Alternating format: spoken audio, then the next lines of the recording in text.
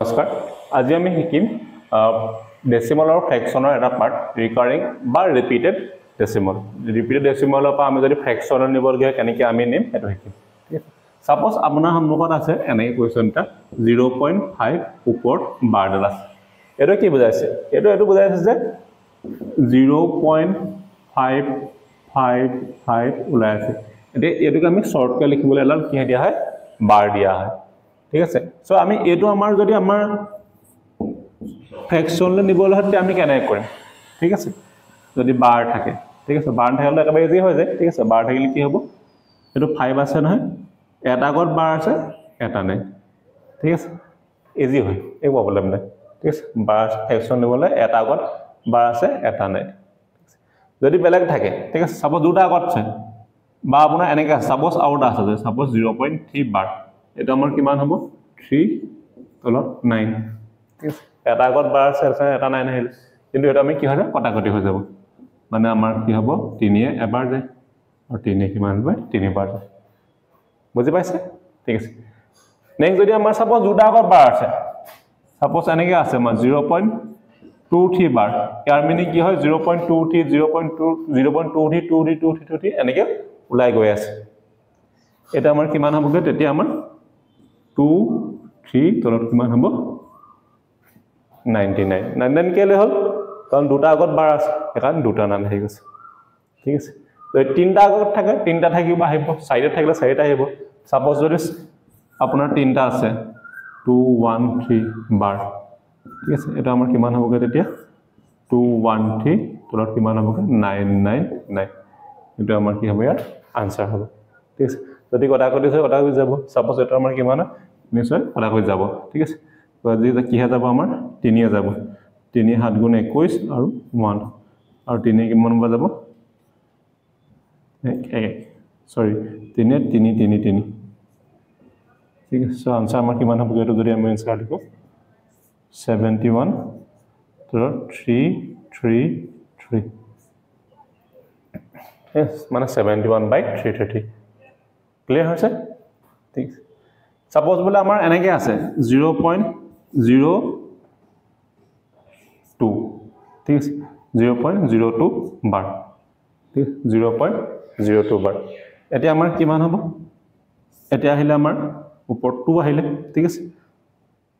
2 আহিলে এটো কত বাৰ নাই এটো হানা মাইনাস কৰি দিব লাগে ঠিক আছে যদি 1 থাকিলে আমি 1 মাইনাস কৰিলো আমি জাস্ট এনে মাইনাস কৰি দিব হয় আৰু এটো কিমান আছে 9 ঠিক আছে এটো কত বাৰ আছে কাৰণ 9 এটো কত বাৰ নাই কি হ'ব 90 মানে আমাৰ কিমান হ'ব 2/90 আৰু কটাকটি কৰিলে আমাৰ কিমান হ'ব কি 1/40 ঠিক আছে বুজি পাইছে সকলে ঠিক আছে ওকে আমি আৰু ডান প্যাটাৰ্ণ লৈ ঠিক আছে ওকে যদি আমাৰ এনেকে থাকে 0.12 বাৰ ঠিক আছে এনেকে যদি থাকে এতিয়া আমি কি কৰিম এতিয়া আমি এটো কৰিম যে 1 2 মাইনাস কি হ'ব যেটো আগত বাৰ থাকে 1 আগত বাৰ নাই এটা কাৰণে 1 2 মাইনাস হ'ব আৰু তলত কি হ'ব 2 আগত বাৰ আছে কাৰণে 9 আহিছে আৰু এটো আগত বাৰ নাই হেতু কাৰণে কি হ'ব 0 আমাৰ আনসাৰটো হ'ব কিমান হ'বগে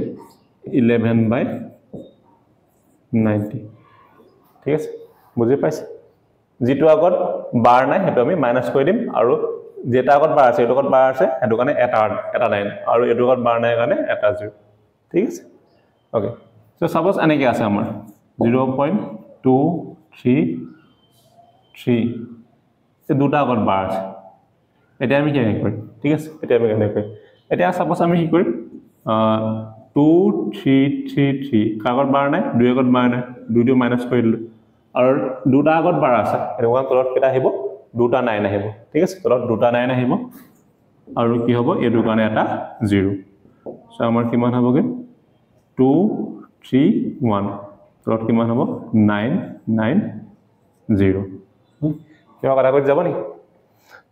আমাৰ 2 3 1 3 11 এ যাব ঠিক আছে 11 এ আমাৰ কিমান বা যাব 11 এ দুবাৰ গল আৰু 21 আৰু 11 এ কিমান বা যাব 9 মানে 90 বাৰ যাব